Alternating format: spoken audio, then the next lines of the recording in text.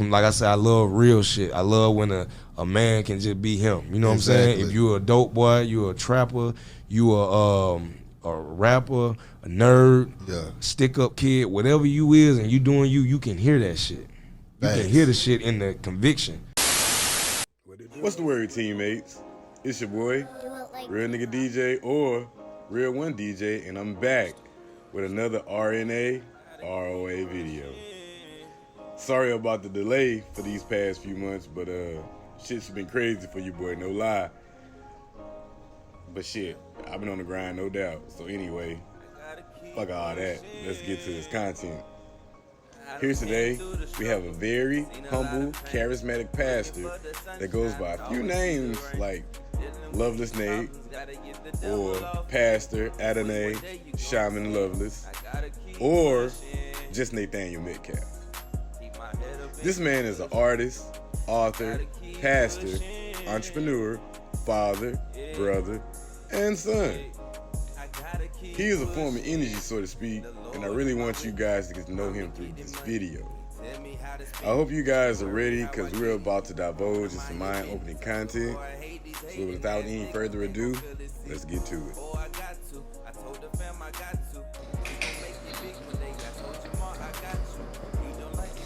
Alright. Real One Q&A. We got my boy Nate. Got some questions for you, sir. I hope you don't mind being truthfully honest for me, and let my teammates know how you feel and where you're coming from. I'm gonna ask you the questions and you're gonna rock out from there. What's your name? Nate. People call me stage name, Loveless Poet. How old are you? 30. Where are you from? East St. Louis, Illinois. Yes, sir. Do you have any siblings? If so, are you the youngest or the oldest? Middle. I have an older sister. Shantae Muhammad, she's Muslim. My brother, I got a little sister. That's what's up. What up, Kine? Do you come from a one-parent home or a two-parent home? From a two-parent household. That's what's up. That's what's up. Where did you go to school? And I want you to start from elementary and on up to college and or the military if you attended.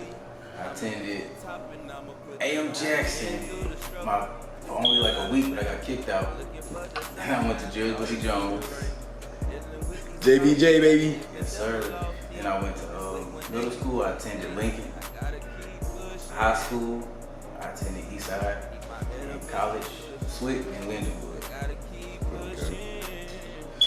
So, how did you grow up? Elaborate on that a little bit. Grew up, I wouldn't say I was shielded, but I was really protecting my own childhood. I had a big family, so I was oblivious to a lot of things growing up until I got older. Like I always had a tight-knit family, always family-oriented, family events. I always had friends over, family. I was more so, I lived, I would say, a good life for a kid. Like I was very protected. I can't say I witnessed any traumas. So, heavy traumas, I'd say that. That's what's up. As a child, yeah, fun memories, man. Walking from school to home, playing with friends, Pokemon cards, all that stuff. Video games, all that. Yeah. Life full of memories. Middle school on through high school. High school was pretty cool. Yeah, school was pretty good. I can't really complain growing up in school. Okay. Did you have any positive people or figures around you when you were growing up?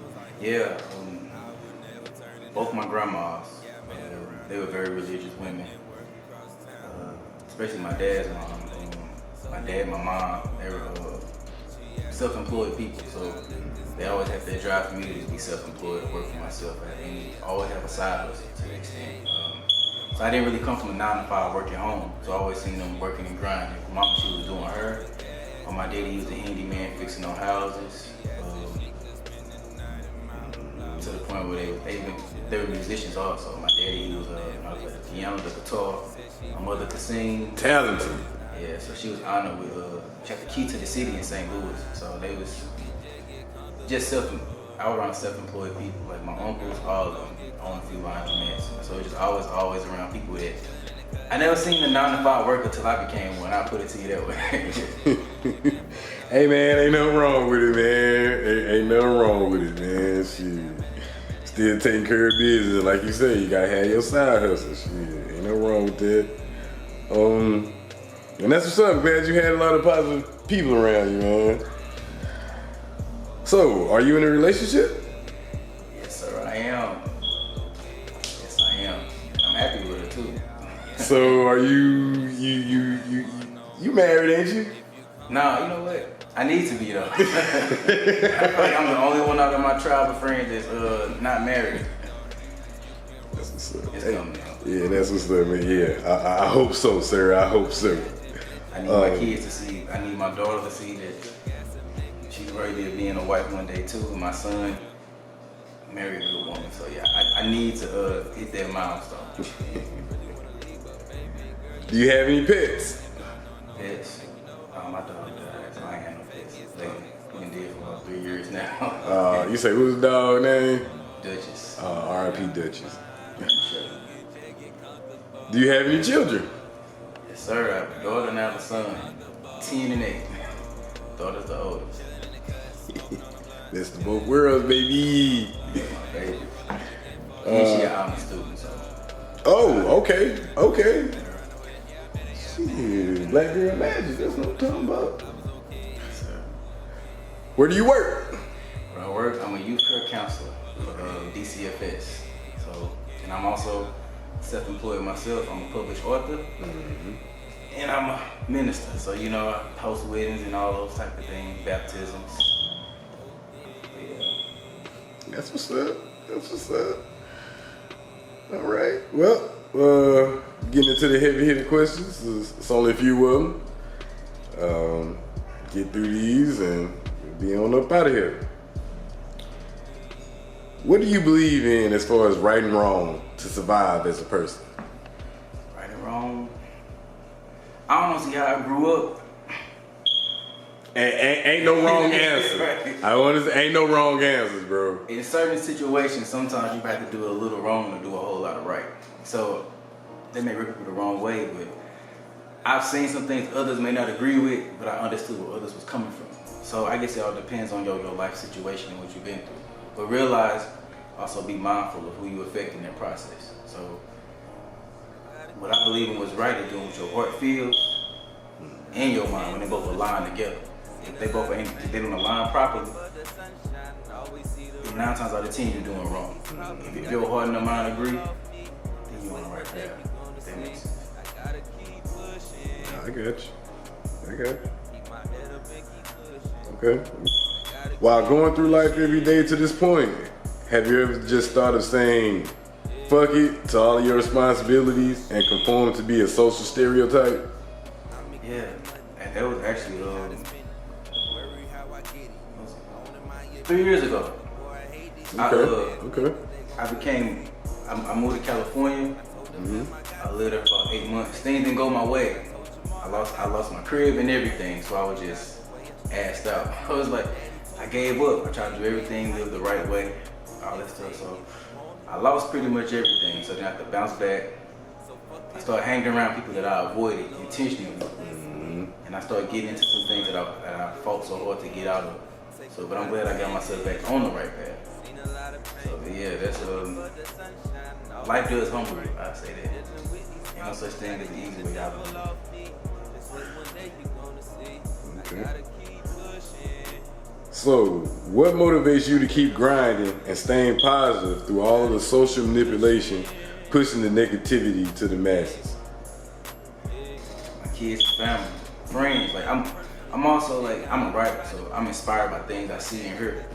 So I get inspired every day by people and the things they've overcame or things they help others also. So like my kids, for the most part, like my daughter, she was born preemie. She was born with 1 pound 8 ounces. I remember being in the hospital for 9 months. I always try to remember that, and it keeps me on the right track. My son is a rainbow baby. prior to him being born, we shot for a child, lost the baby, and we conceived him. So, not to sound cliche, but it's my kid. They look just like me. So it's like you want to push forward. And them your blessings, bro. I truly realized the harder we as parents grind, and the kids seem always being resourceful and keep achieving our dreams. Because, you know, we're at the age now where some people just give up and they just settle for what they already have. I think to have that fight as individuals and our kids, they may not always pay attention, but they're listening, or seeing little things. They have parents that keep going, keep striving, keep doing new things. That inspires them to keep going and never quit and never settle. Real shit. So I think that's the most part. So other than my kids, I would say myself, my friends, and the bonds I have with people. In time, I realized like how important people are, because like, you know, as adults, we don't have the time to always hang out and party like we used to, or every day hang out with our friends. But when one reaches out and you reconnect, it just feels like magic again. Like even us, I remember childhood. Like, I remember things. Like I remember like us growing up in elementary school. Oh, for sure, yeah, I remember them days. Yeah, that was the Jolly Rancher days. Me, hard and sweet. Yeah, I remember. All those things, and it's valuable. And like, so now whenever you can connect with anybody these days, it's always special. So time, and I value time. So I also value people that's in my life still. So yeah, so that's what keeps me going. That would always keep me going for real. That's what's up, bro. That's what's up, man. Life is about people, and that's the whole point of this channel. Life is about people, and we gonna make it about positive people. That's what's up. That's what's up, bro. Okay. Do you feel being a normal citizen who pays taxes and cares about the community is corny? Based on the loopholes in life, it's unfair to an extent, but it's life. Do I think it's fair? You talking about taxes? Yeah, I think it's fair. Others have a way of getting around them, so it all depends on how you look at it. You know, it depends on who you know. Yeah, I've seen many of these millionaires that they find ways to get out of it. So yeah, if there's anybody who's at our status that can get out of it, I won't hate on them. I actually congratulate them. So, but what about the caring about the community? I think that's important. But then it goes in with taxes too. So, but then again, I think with the community, I think we need to make more aware of our communities, because we're ignorant towards it to an extent. Like I was reading how the city of East St. Louis had over $3.8 million in unused funds that was granted to the people in the community, but they underutilized and they didn't use it. So when they don't use those funds, of course the city and the politicians, they get a hold of it. So I think people need to be more aware of not only financial literacy, but the communities in which they stay in. Like I think we as people, we just move into the area and not realize what can we do for the area. We just worry about the safety of our home and that's it, not the area around it. You need to see where that money is actually going, people.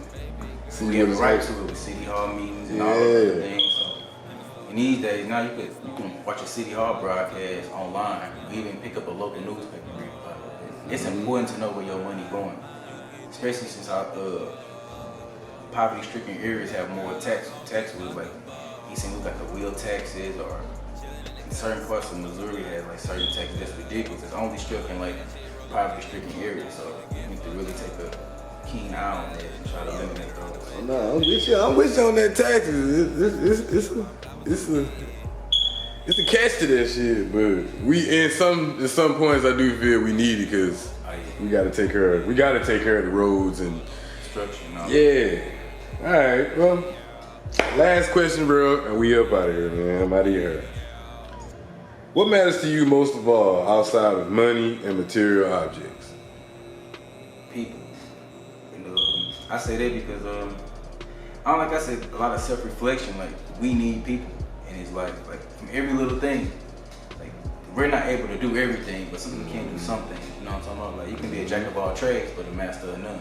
So it's some people that it's all about people. Like people matter to me. Like I care about people. Like that's what's up. At the end of the day, like if I'm being blunt, people are the reason I have money in my pocket. They think people support me. Or I connect with people. I learn from people. I learn from my children. My kids teach me things. Like, so I live by that creed. I can learn from anybody. So I just love people. I don't like to see hurt and all that stuff. Like, I ain't trying. I would like to see world peace if that's possible. I mean, yeah, in a perfect world, me too. But, you know. I just love people. I love the things people do. I love learning. I love humbleness. I love nature. You know what I'm saying? The world is so much of a mystery still, regardless of how much technology we have or advancements. Like people, the things we go through, the things we overcome, the things we invent, and the things that interest us. People are the world. We just gotta just take better care of each other and love one another. Hey, bro, anything else you want to say before we get on up out of here? He also want to promote my book, The Poetic Theoretician. Hope y'all get it, Barnes & Noble, Amazon.com. It's a good read. Stay tuned for my second book. Appreciate it. Alright, Red One Awards, RNA, ROA Awards, back with my boy Nate. We're about to present him with his fine piece of crystal, his award. Anything you got to say before I present you with this dope piece of ice right here, my brother? Thank you. Right now, I'm winning right now, so I greatly appreciate it. I hope that we continue to do more joint projects together. For sure. When I want to change the world, make it better. We're pushing up positivity all the time, every time. On my mind, on the ground. Here you go, my brother. In the kitchen, whipping zips, making dubs and dimes out the extras. Gotta love grinding, whatever your hustle, just go perfect it. Grind hard, you can always go harder, make no exceptions. Excuse me, no excuses, count every blessing. Yeah, remember everybody ain't neighbor. Think about who care about you, everybody ain't haters. Wake up every day feeling like I'm fresh out. Yeah, with my chin up in my chest, I kinda check when I get stressed out. Yeah, I just want it all, I just want it all. Do it for my dogs, all my homies gone. In here going out, just my lonely thoughts. Who you gon' call when your phone is up? Yeah, I just want to the stage. Please make some noise and show some love for Loveless support, y'all. Give it up, give it up, give it up.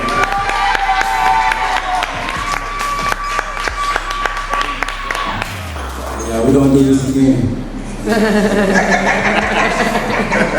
Memoirs of an alcoholic. You had the same effects me feeling myself as I was searching my jacket in jean pockets for me some water or a set of car keys. A temporary solution, flooding my keys with pollution. Capable of making unattractive women look good. You want hell of a illusion. The power of a lyric that costs a little less than a few dollars and a couple cents. If I keep indulging you, it'll only be a matter of time before I take on your scene.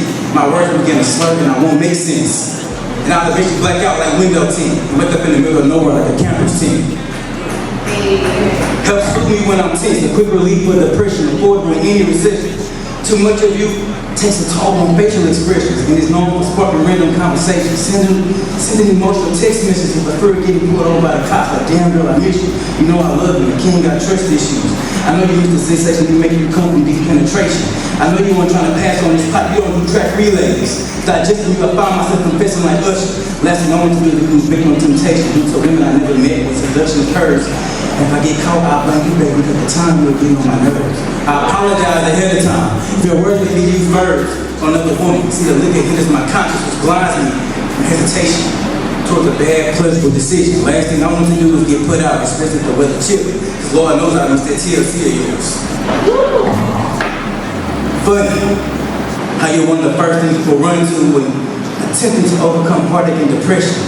But something about you keeps making me take bathroom breaks. The effects me making me unstable and unbalanced and a homeless man born with a one leg and a complicated relationship with Parkinson's disease. That's from the gym's balance beam in the middle of an earthquake. I remember the first time sitting with me and my homies were playing spades and dominoes, eating on Oreos and pizza from Domino's. Real muscles created temporary drum heroes and intellectual sentimental Negroes who were 4Gs like my cell phone internet service. Having women take sips where they won't be nervous.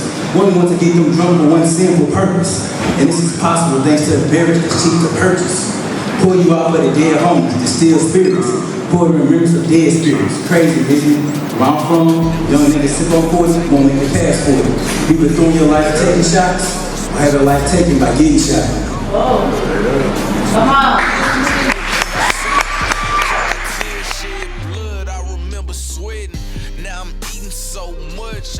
Hello, my name is Ladora Jordan, and I am the proud owner of Lanae Melanated Boutique. We are starting our first line with beautiful custom-made hair bows.